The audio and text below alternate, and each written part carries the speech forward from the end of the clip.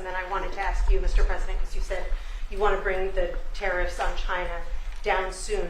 How soon do you want to bring the tariffs on Chinese goods Well, down? that depends on them. We have a situation where we have a very, very great place. It's called the United States of America, and it's been ripped off for years and years. These people know it. We talked about it before you came in.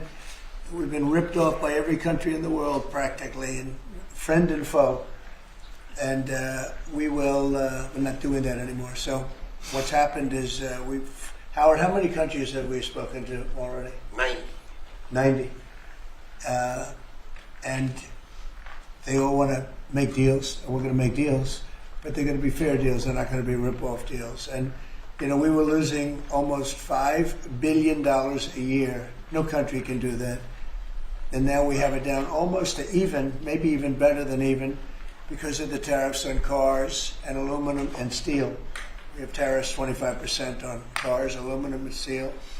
There's a rush to build new steel plants, a rush to build new aluminum plants, and a biggest rush I've ever seen, that we've ever seen, to build car plants. We have like 11 of them or something, big ones, where you guys maybe work.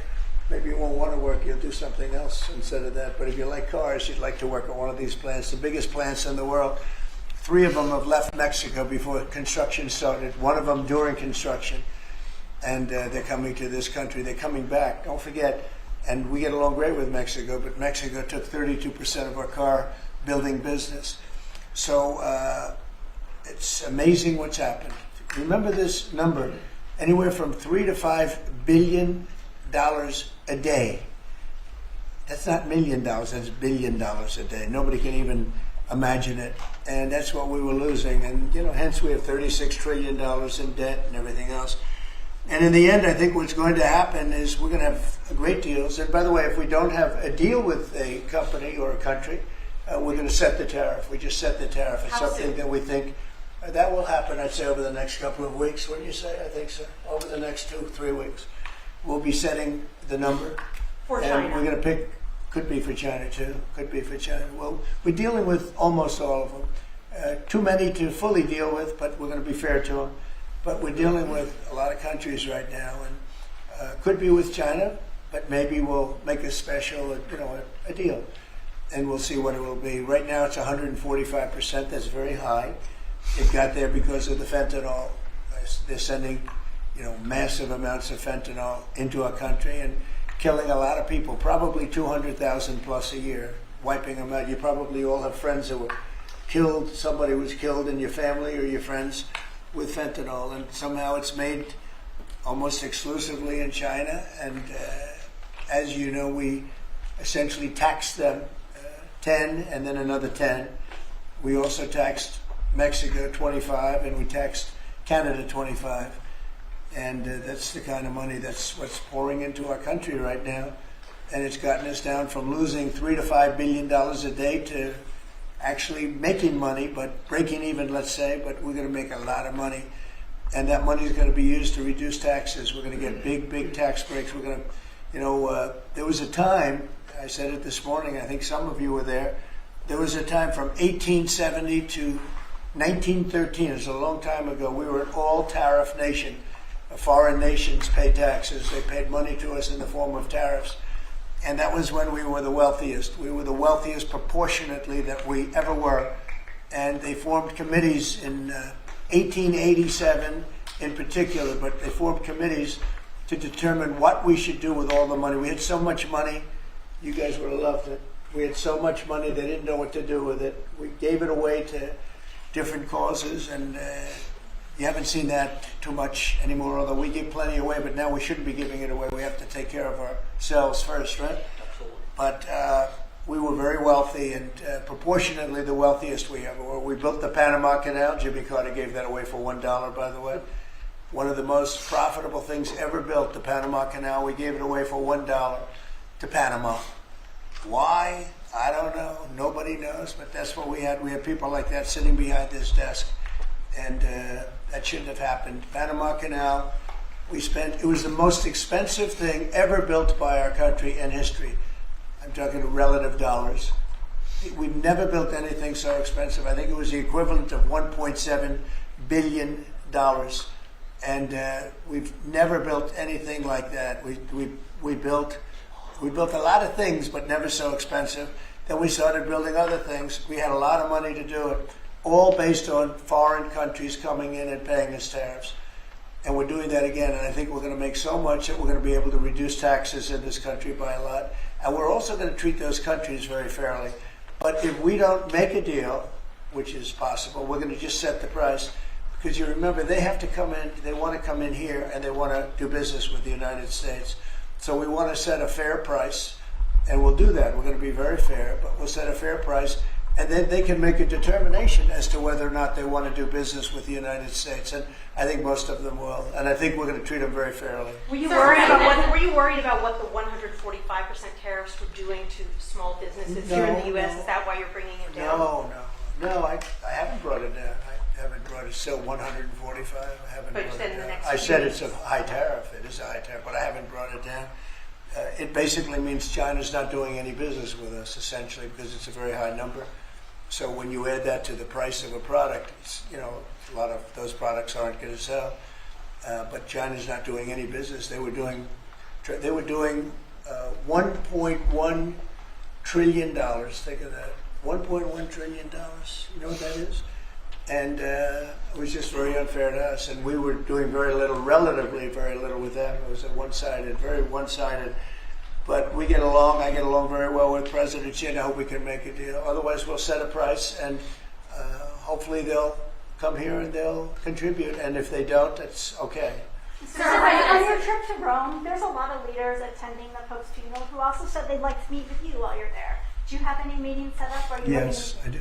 I have a lot of meetings set up. I don't know if I can do it. Do you want to help me out, fellas? I got a lot of meetings. I got every leader in the world, which tells you that we have a good product. It's called the United States of America, and it's great. And these people know about it better than anybody in this room. But we have a great place, and it should be a lot greater. And that's what we're going to do. We're going to make it greater than ever before. It's very simple. Who are you going to be meeting with, President Zelensky? Well, I have a lot of meetings set up. Yeah. And are you bringing anyone with you in the U.S. delegation to the funeral, like Secretary Rubio or a former president? We have a couple of people coming. We'll announce it probably this evening or tomorrow. First Lady's going, and some people are coming with me from staff. But we'll have a number of people going. It's going to be. I'm sure it's going to be a beautiful ceremony.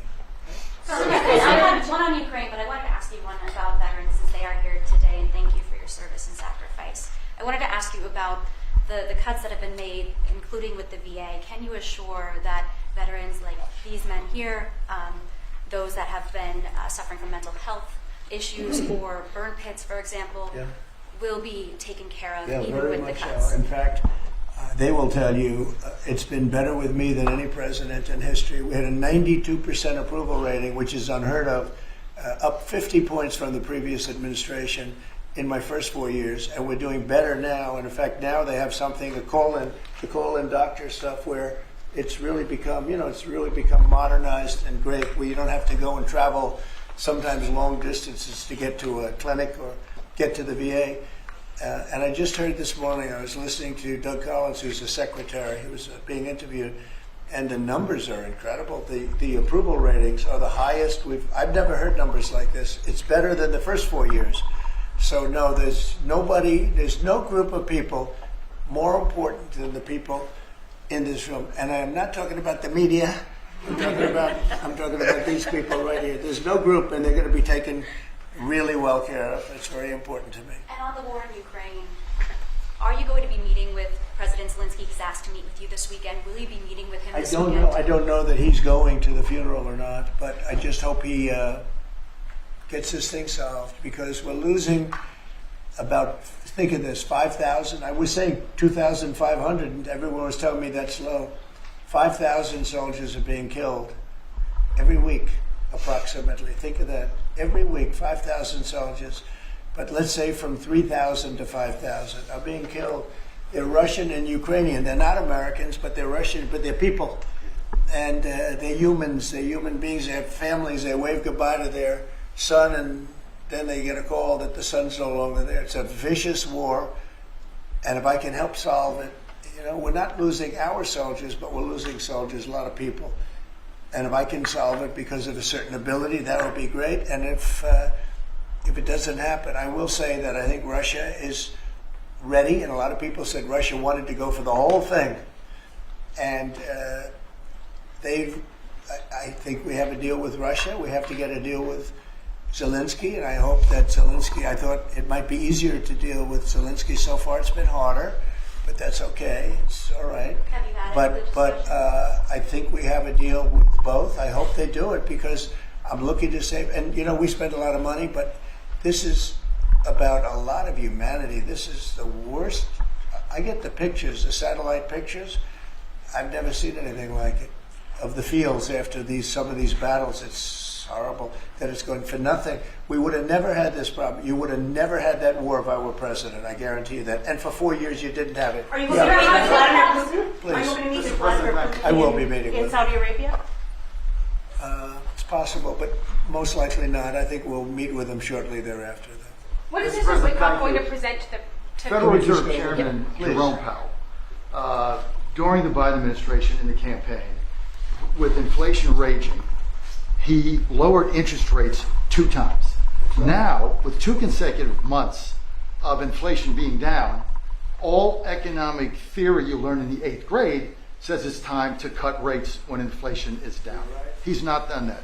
Have you had any direct conversation with him? No, I haven't, about being able to called do him. I might call him. I haven't called him, but I believe he's making a mistake by not lowering interest rates. And I think as well as we're doing, we'd do much better. He's keeping rates too high. He historically has been late, except when it came to Biden.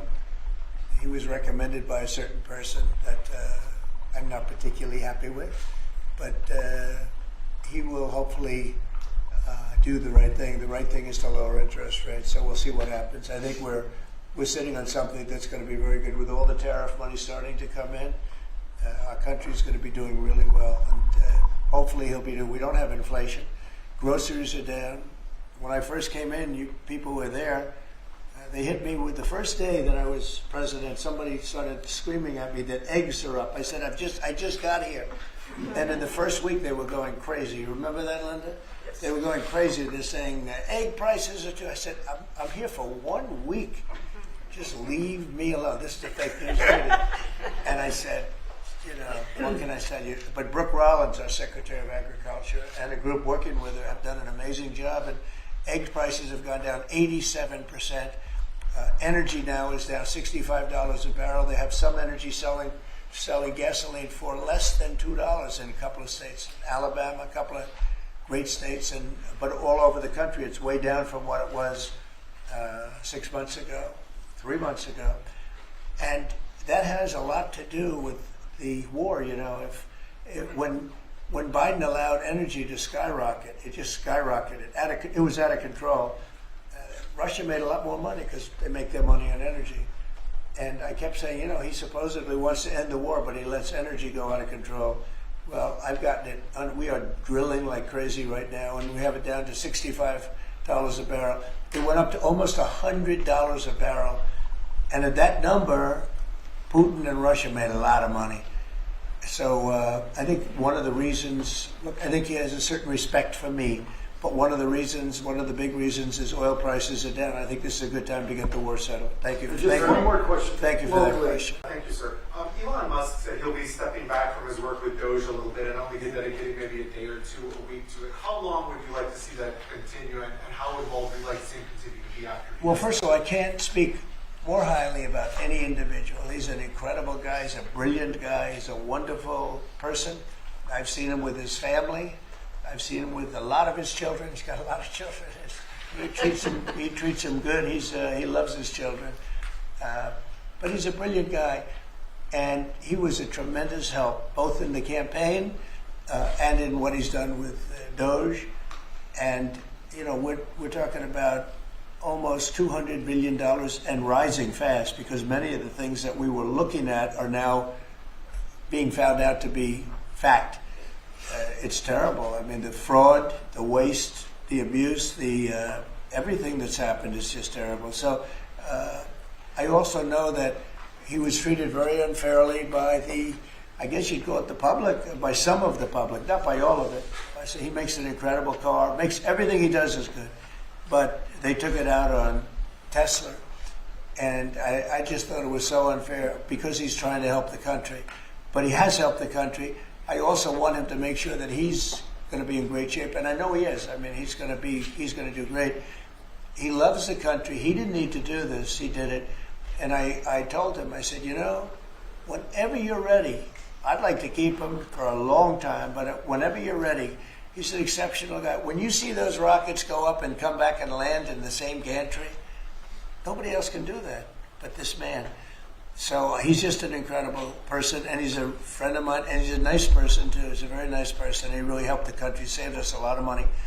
And I heard him say that he'll start easing, which is always, he was always at this time going to ease out. And when he goes back to Tesla, that'll be taken care of. It was just, it's artificial. These were sick people that thought they were doing something. He's a great patriot, and he should really, it shouldn't be the way, that should never have happened to him. And I will tell you right now, he makes a great product. He makes a great product. It's a great car. It's great everything. Starlink is great. What he does is good. He's doing medical things that are amazing. And we have to, at some point, let him go and do that. And we expected to be doing it about this time. But I'll talk to Elon about it. Thank you for the question. So, a second question. Canada has an election coming up.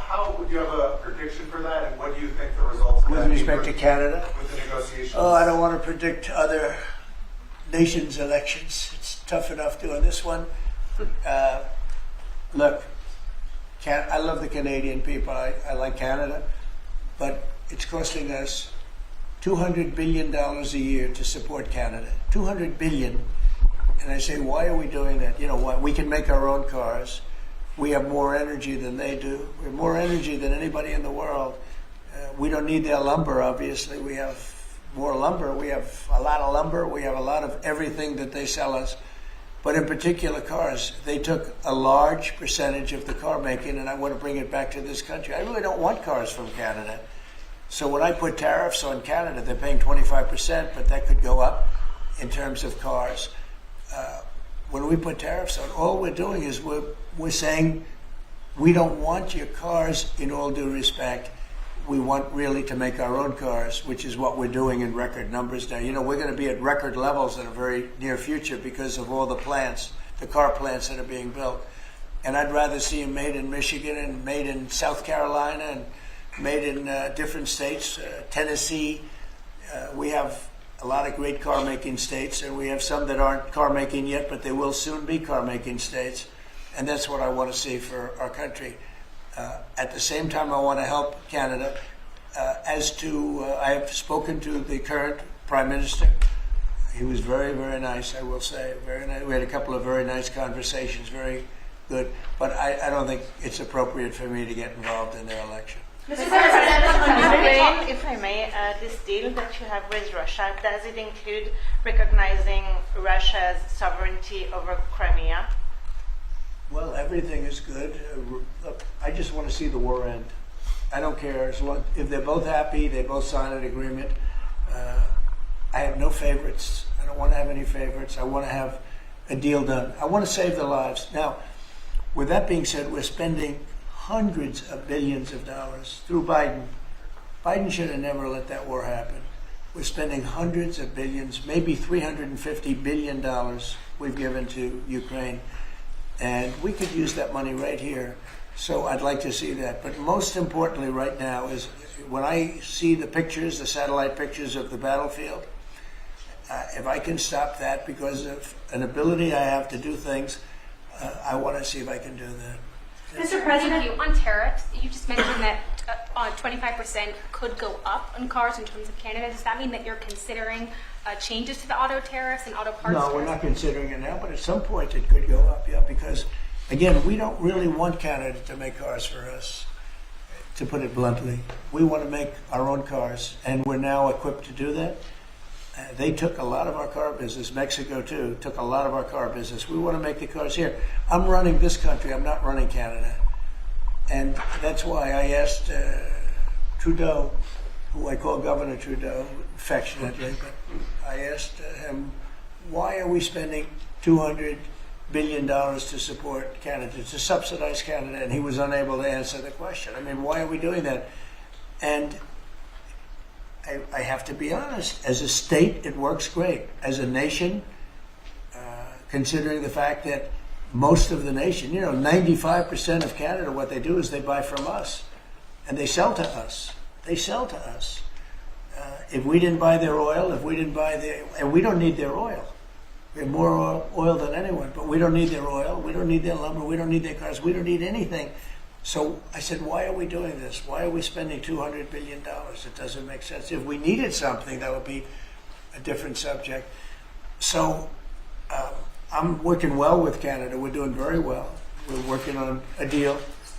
We'll see what happens. But again, why, representing this country, why are we spending $200 billion to support and subsidize another country?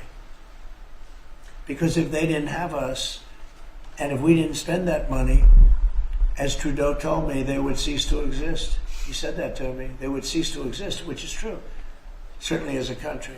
And then on tourism, there's been a steep drop-off in international travel to the United States. It was down 12% last month, down even more from Western Europe. Why do you think that there are fewer people suddenly who want to travel to the United States? Well, there could be a little, there's a little nationalism there, I guess, perhaps. It's not a big deal, but, with the dollar being where it is, because, China would always fight for having a low dollar.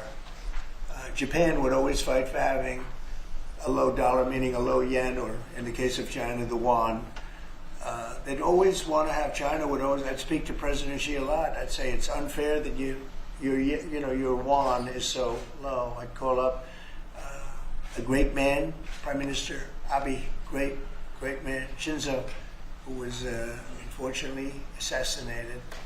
And I used to tell you, he was a good friend of mine, I used to say, Shinzo, you can't let your yen go down. It makes it very hard for us to sell tractors. It makes it very hard to us to get tourism. And our dollar is a little bit on the low side. And that means that a lot of tourism is going to come in. But I could see a little bit of nationalism at work. And I could see it likewise with us, not wanting to go to certain countries. But that will work out very Do easily. you think some people are scared to come here because they hear the stories of tourists who are detained for a few days No. or even a week or two? No, we treat our tourists great. We're the tourism capital of the world. There's no place like this. And there may be a little bit of nationalism, but I doubt it. I actually doubt it. Yeah. Mr. President, has there been any direct contact between the U.S. and China trade at all? Yeah, of course. And Every day. every day. And then secondly, would you support a millionaire tax? I think it would be very disruptive because a lot of the millionaires would leave the country. In the old days, they left states. They go from one state to the other. Now with transportation so quick and so easy, they leave countries. You'll lose a lot of money if you do that. And other countries that have done it have lost a lot of people. They lose their wealthy people. That would be bad because the wealthy people pay the tax. Okay? So how did the talks today go in London? Do you think that the asks from Ukraine and Europe I think are they went well. I mean, we got to get two strong people, two smart people to agree. And as soon as they agree, the killing will stop. But I think they went well, pretty well. So as Mr. you've President, been watching we the understand that your economic team, many of them are here today, J.D. Vance, has negotiated what's called a monster trade deal with India, like biggest one ever. Can you share with us what some of the framework of that might be? You said England. India. India? India. Oh. Muslim. They're not very complicated, these deals. It's about the tariffs. India charges almost more than any other country in the world. And believe it or not, we do very little business with India, other than the fact that I like the Prime Minister very much. He's a friend of mine. He was here 2 weeks ago, as you know. And we stood right outside, did a news conference. Unfortunately, the grass was very wet. It was very hard for people to stand on the grass. They got their shoes all ruined. But other than that, it was a very good news conference. And he's a great guy. But we do very little business. You know why? Because their tariffs are so high. They have among the highest tariffs, higher than China. They have among the highest tariffs in the world. And I understand they're going to reduce those tariffs, but it's really sort of their problem, not ours. We do very, very little purchasing in India because and selling. We do very little selling. I mean, Harley Davidson, I said, how are you doing in India? This is about 6 years ago. They came to lunch as a great American company. They make the motorcycles. And I said, how are you doing in India, as an example? Well, we don't do any business there. Why? Because the tariffs are too high. I said, that's interesting. Well, what are you going to do? He said, well, we're going to build a plant in India. And that's what they did. I don't want that to happen. They were forced to build a plant. Well, essentially what we're doing is the same thing. Remember, there's no tariff when they build their plant here.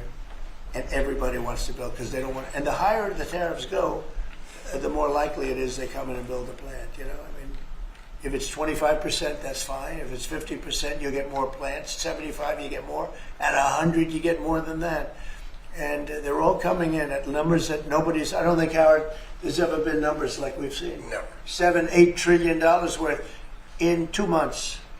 Because it took me a month to get started. In all fairness, but in 2 months we did this, and now we're coming up on 100 days, first 100 days, and I think we're going to be close to $8 trillion. There was never any president that did even a tiny percentage of that.